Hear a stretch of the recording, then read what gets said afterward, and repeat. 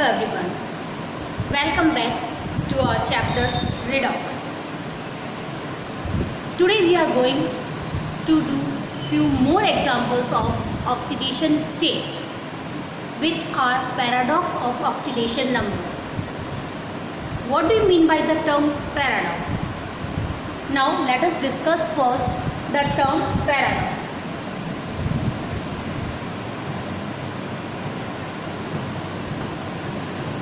Paradox is a self-contradictory statement, means which seems to be false but can be proven true if we prove it.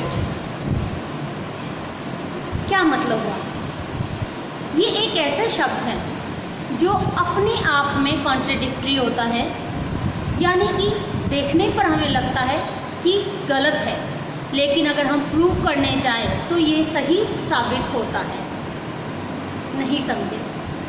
देखिए, अगर कोई ऐसा compound जिसके किसी element का ऑक्सीकरण अंक या ऑक्सीडेशन नंबर उसकी मिनिमम रेंज से मैक्सिमम रेंज के बीच में नहीं होता, यानी या तो वो मिनिमम रेंज से कम होगा या मैक्सिमम रेंज से ज़्यादा, ऐसी कंडीशन में हम कहेंगे कि ये तो पॉसिबल नहीं है, क्योंकि किसी भी एलिमेंट का अपने कंपाउंड में ऑक्सीडेशन नंबर उसकी रेंज में होना ज़रूरी होता है। तो ऐसी कंडीशन में क्या वो कंपाउंड गलत है? क्या उसमें उस एलिमेंट का ऑक्सीडेशन स्टेट गलत है? नहीं। इसे हम दूसरे तरीके से प्रूव कर सकते हैं, जिसे हम स्ट्रक्चरल मेथड कहते हैं।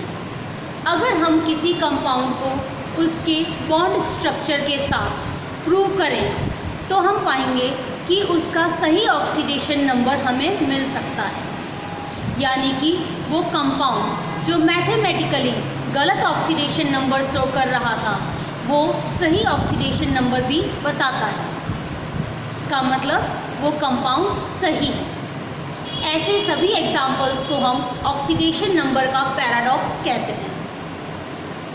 मेरी बात को ज़्यादा अच्छे से समझने के लिए हम एक एग्जाम्पल की हेल्प लेते हैं, जिससे आप ज़्यादा क्लियरली समझ पाएंगे कि मैं क्या कहना चाहती हूँ। चलिए हम एक एग्जाम्पल लेते हैं।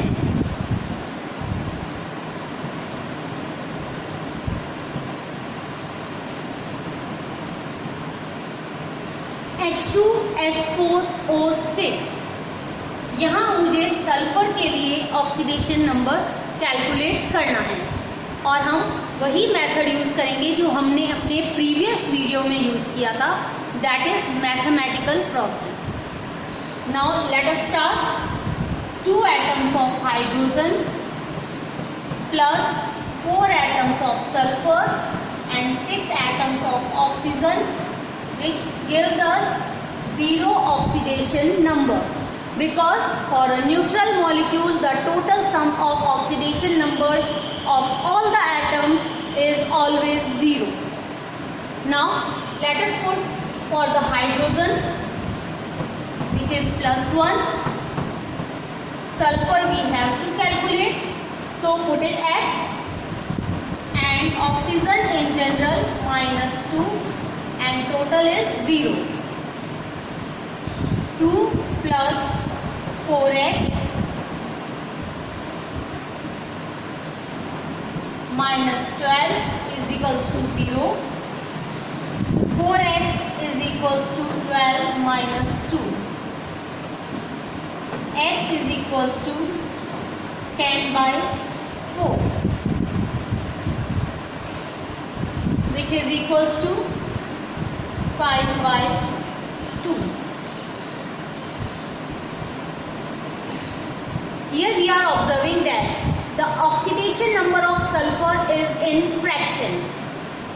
क्या कोई भी एलिमेंट किसी कंपाउंड फॉर्मेशन के टाइम बॉन्ड बनाते समय अपने फ्रैक्शनल इलेक्ट्रॉन्स को डोनेट कर सकता है?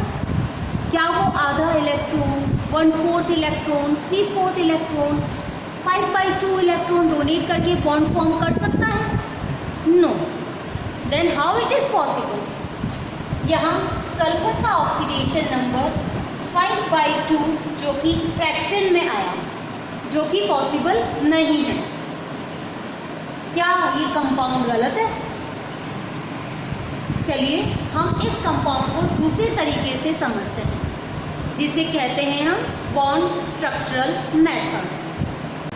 तो आइए अब उसी एग्जाम्पल को हम बॉन्ड स्ट्रक्चर मेथड से समझते हैं। सबसे पहले हम स्ट्रक्चर बनाएंगे H2S4O6 के लिए।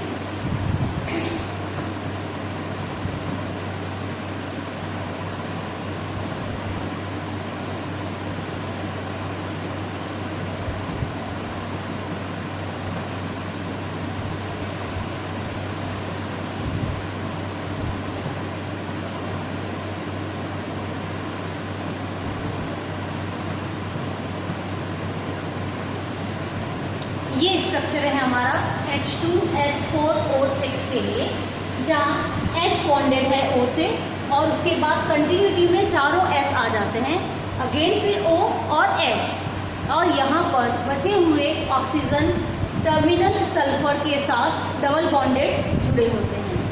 इस तरह से हमारा ये बॉन्ड स्ट्रक्चर बन गया H2S4O6 के लिए। अब हम देखेंगे इलेक्ट्रोनेगेटिविटी रूल के अकॉर्डिंग कौन से एलिमेंट्स इलेक्ट्रॉन को अपनी ओर अट्रैक्ट करते हैं और कौन से डोनेट करते हैं।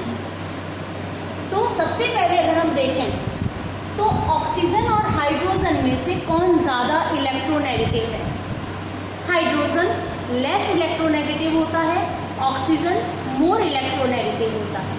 यानी कि अगर दोनों के बीच में एक बॉन्ड बनाया जाए, हाइड्रोजन और ऑक्सीजन के बीच में अगर बॉन्ड है तो बॉन्ड के दोनों इलेक्ट्रॉन थोड़े से O की तरफ शिफ्ट हो जाते हैं उसकी मोर इलेक्ट्रोनेगेटिविटी की वजह से, और इस वजह से हमें मिलता है हाइड्रोजन से दूर जाता हुआ एक बॉन्ड जो ऑक्सीजन के नज़दीक है, और इसी वजह से ऑक्सीजन पर -1 और हाइड्रोजन पर +1 चार्ज क्रिएट हो जाता है।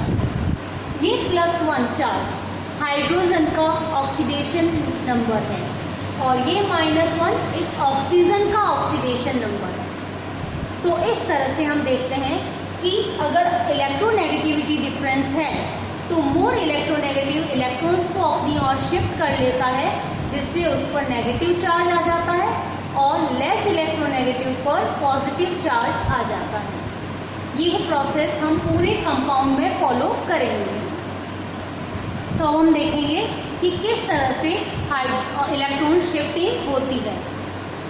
हाइड्रोजन और ऑक्सीजन में से एक इलेक्ट्रॉन शिफ्ट होता है ऑक्सीजन की तरफ, तो हम कह सकते हैं ऑक्सीजन पर -1 चार्ज आ गया, और हाइड्रोजन से इलेक्ट्रॉन दूर जाने की वजह से +1 चार्ज हाइड्रोजन पर आ गया। ये एक बॉन्ड एक इलेक्ट्रॉन के शिफ्ट होने को ही इंडिकेट करेगा। चलिए आगे चलते हैं। ऑक्सीजन और सल्फर दोनों में से कौन ज़्यादा इलेक्ट्रोनेगेटिव है? Obviously oxygen. तो ऑक्सीजन ही इलेक्ट्रॉन को अपनी ओर अट्रैक्ट करेगा, तो यहाँ भी ऑक्सीजन और सल्फर में से इलेक्ट्रॉन ऑक्सीजन की तरफ अट्रैक्ट होंगे।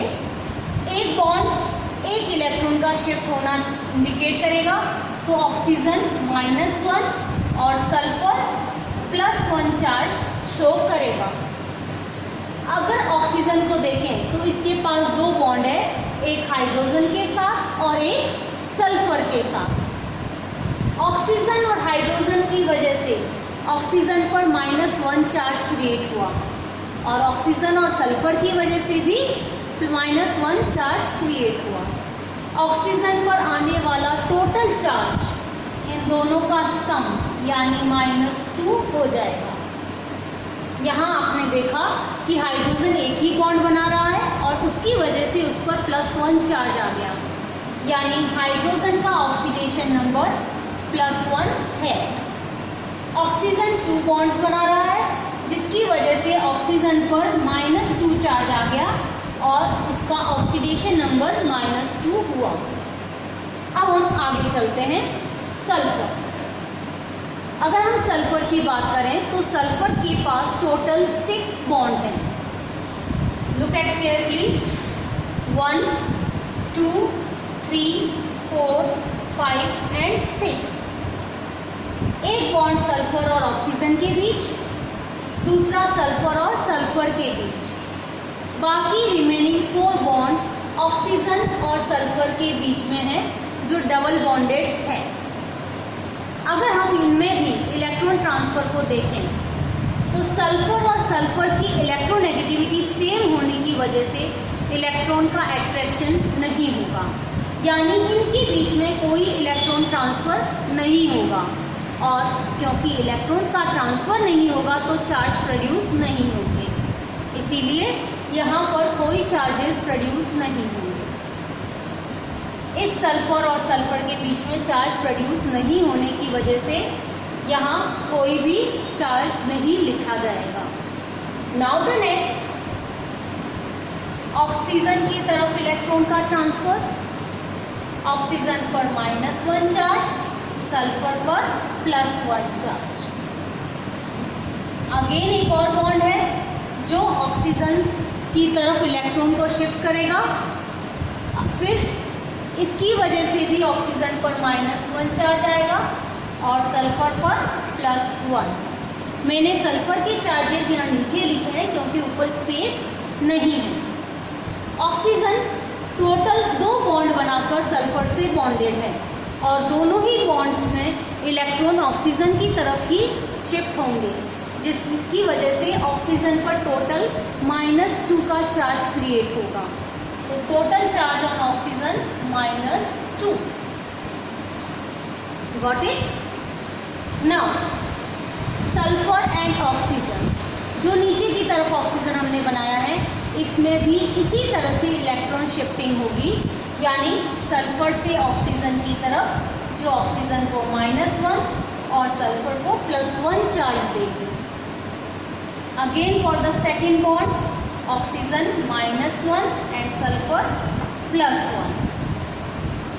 Total charge on oxygen is -2।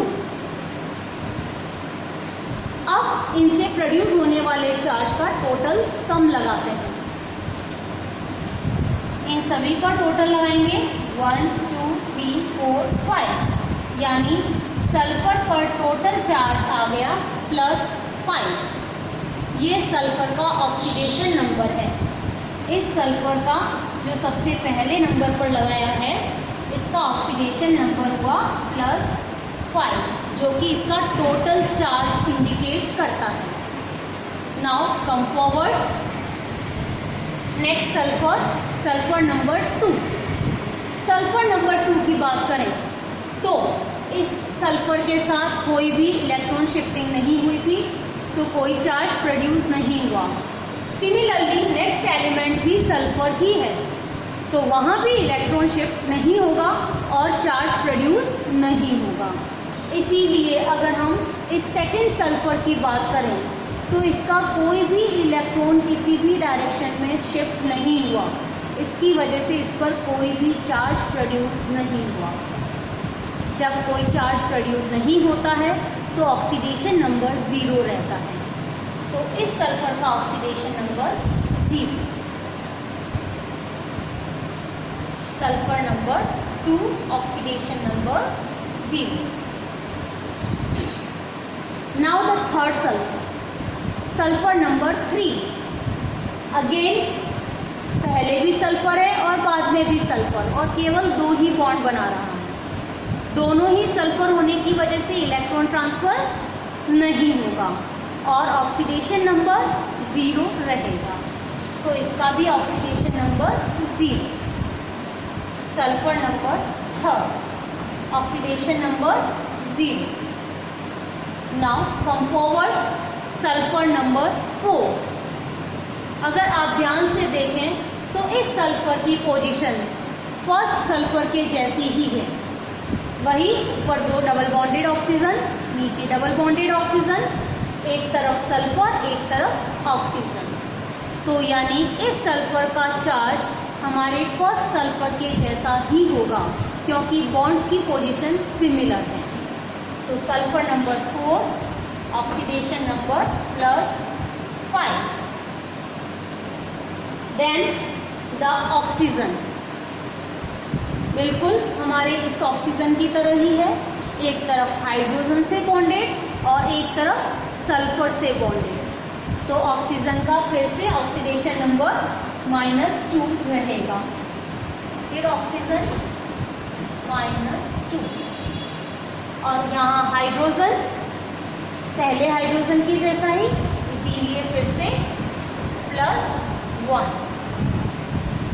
अगर आप ध्यान से देखें तो हमारे पास 2 हाइड्रोजन हैं स्टार्टिंग और एंड में, और दोनों का ही ऑक्सीडेशन नंबर +1। हमारे पास टोटल 6 ऑक्सीजन्स हैं। अगर उन्हें देखा जाए तो सभी के लिए ऑक्सीडेशन नंबर -2 है। सारे ऑक्सीजन -2 दिखाएंगे, सारे हाइड्रोजन +1। लेकिन सल्फर, क्या सभी सल्फर का ऑक्सीडेशन नंबर सेम है? नहीं। हमारे पास 4 सल्फर है, जिनमें से फर्स्ट और लास्ट का ऑक्सीडेशन नंबर +5, लेकिन बीच वाले दोनों का ऑक्सीडेशन नंबर 0 है। अब इन चारों सल्फर का टोटल ऑक्सीडेशन नंबर निकाला है।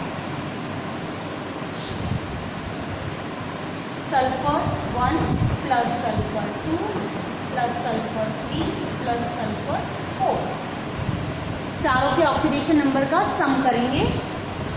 5 प्लस 0 प्लस 0 प्लस 5, टोटल हुआ 10।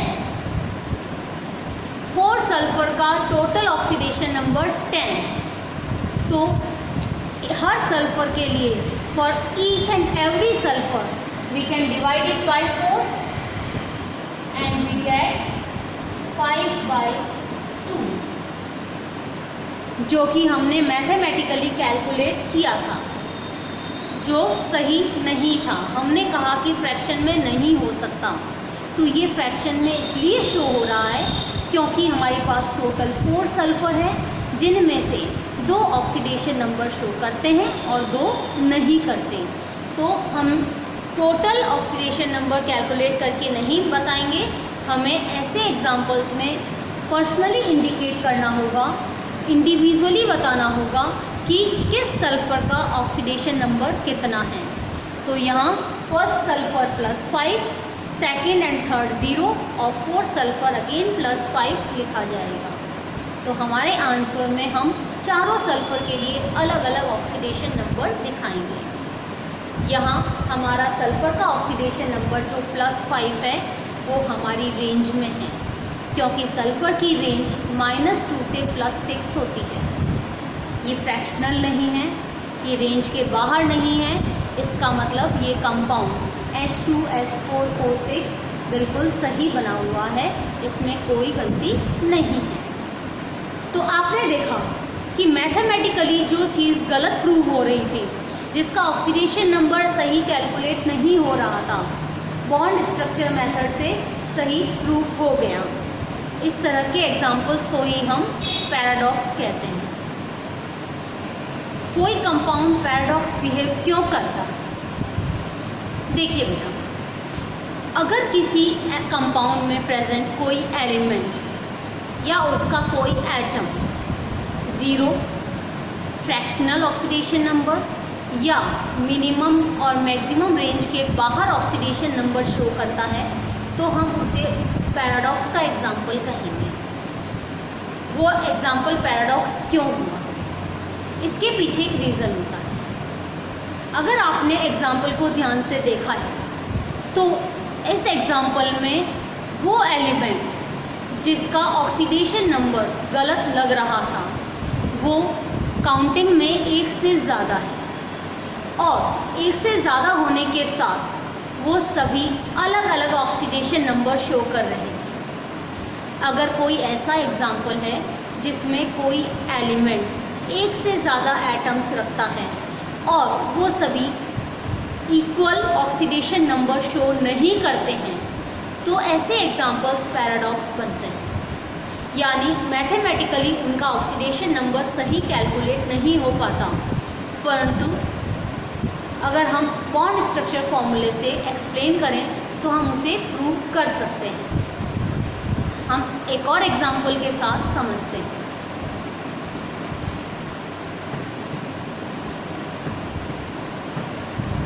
बहुत ही कॉमन एग्जाम्पल है जो क्लास 10 से आप पढ़ते आए हैं, acetic acid CH3COOH। Acetic acid का एग्जाम्पल हमने इसलिए लिया क्योंकि इसका बॉन्ड स्ट्रक्चर आप जानते हैं। इस कंपाउंड में हम कार्बन का ऑक्सीडेशन नंबर कैलकुलेट करेंगे। पहले मैथमेटिकली कैलकुलेट करेंगे और फिर बॉन्ड स्ट्रक्चर मेथड से हम चेक करेंगे कि क्या जो हमने ऑक्सीडेशन नंबर कैलकुलेट किया वो सही है या नहीं। Carbon plus hydrogen plus oxygen, 3 elements हैं हमारे पास, carbon, hydrogen and oxygen. Total number of carbon 2, total hydrogen 3 + 1 4,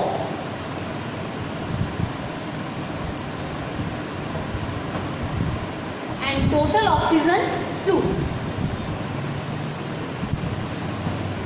and sum is 0 because the neutral molecule is there. यहाँ कार्बन को हमें कैलकुलेट करना है तो हम 2x लिखेंगे, +4 हाइड्रोजन के लिए +1 एंड 2 ऑक्सीजन के लिए -2।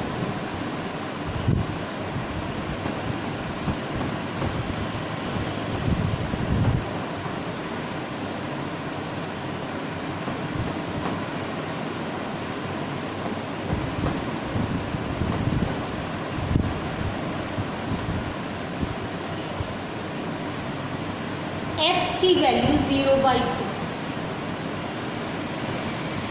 मीन्स 0। क्या कोई भी एलिमेंट कंपाउंड फॉर्म करने के बाद अपना इलेक्ट्रॉन ट्रांसफ़र नहीं कर रहा जबकि वो किसी लेस या मोर इलेक्ट्रोनेगेटिव के साथ ऑलरेडी बॉन्डेड है? Is it possible? नो। अगर कार्बन किसी ऑक्सीजन से बॉन्डेड है तो इलेक्ट्रॉन शिफ्टिंग ज़रूर होगी। अगर कोई कार्बन हाइड्रोजन के साथ बॉन्डेड है तो इलेक्ट्रॉन शिफ्टिंग ज़रूर होगी। फिर इसका ऑक्सीडेशन नंबर 0 कैसे हो सकता है? Let us prove it with the help of bond structure method. Acetic acid का बॉन्ड स्ट्रक्चर आपको आता है तो हम बनाते हैं यहाँ।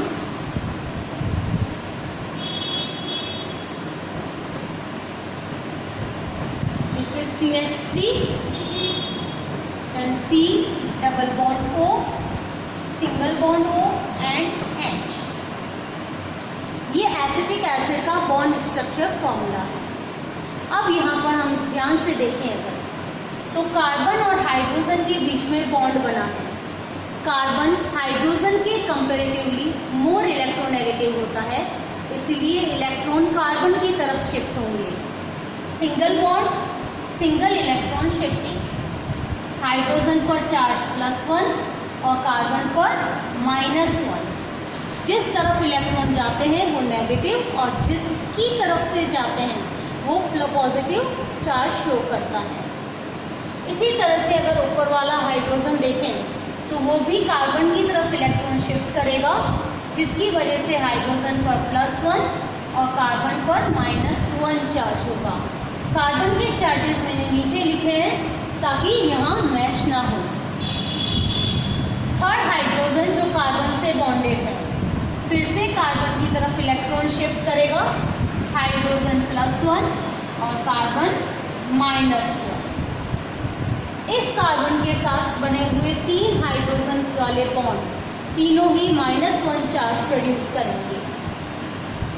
अगला बॉन्ड और फोर्थ बॉन्ड कार्बन और कार्बन के बीच में है, जहाँ सेम इलेक्ट्रोनेगेटिविटी की वजह से इलेक्ट्रॉन शिफ्टिंग नहीं होगी, कोई चार्ज प्रोड्यूस नहीं होगा। तो आइए हम इस कार्बन का टोटल चार्ज कैलकुलेट करें जो कि -3 हुआ। तो यहाँ तक में हमने देखा कि तीनों हाइड्रोजन +1 शो करते हैं और फर्स्ट नंबर कार्बन जो हमारा है वो -3 ऑक्सीडेशन नंबर शो कर रहा है। नेक्स्ट कार्बन को कैलकुलेट करें।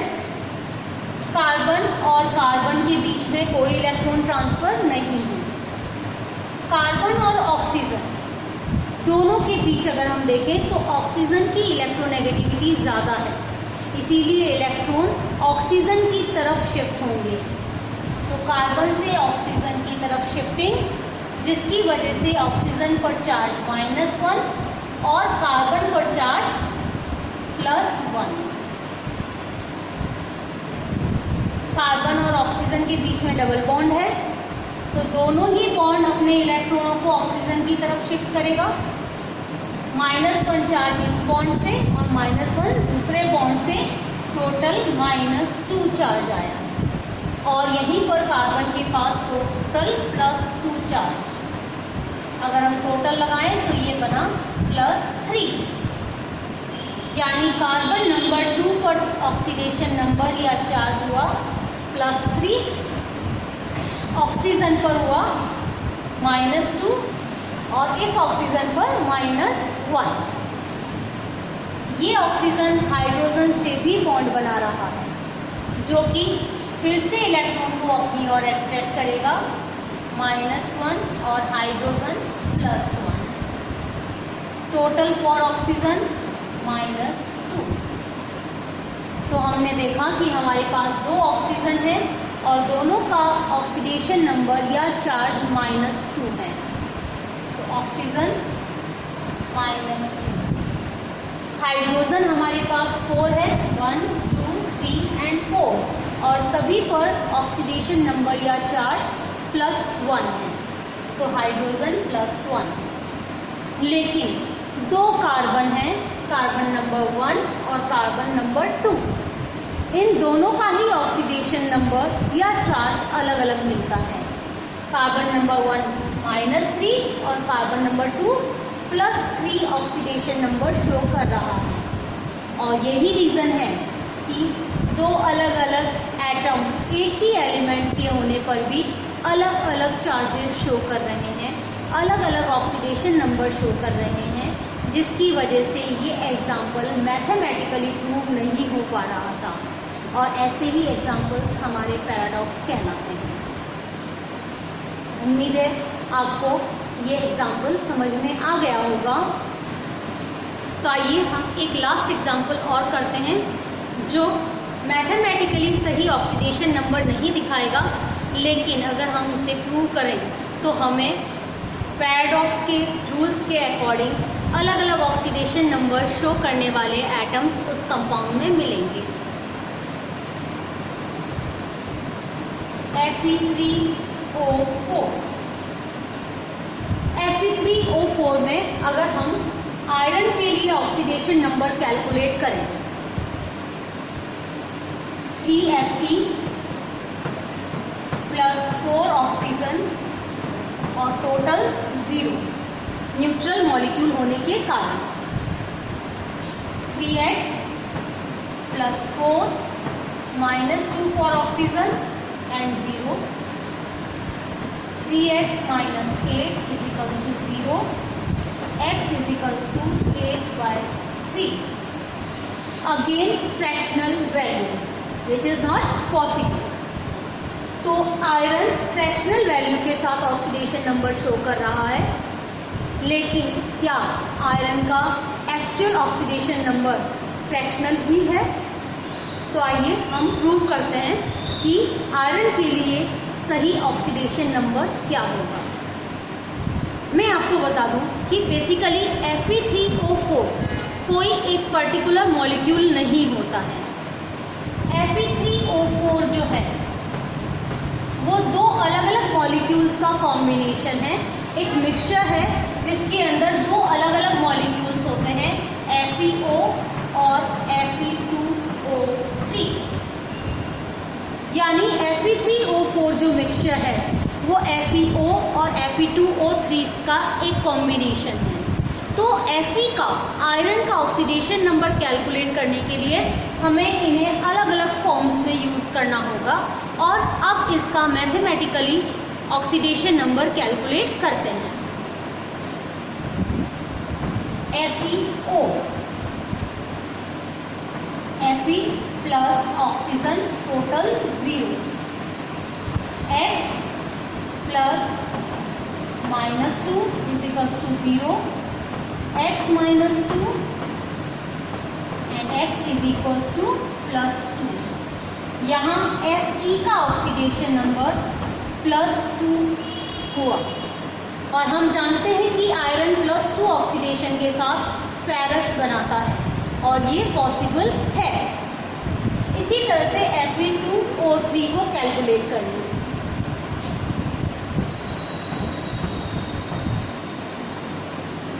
Fe plus 3 oxygen total 0,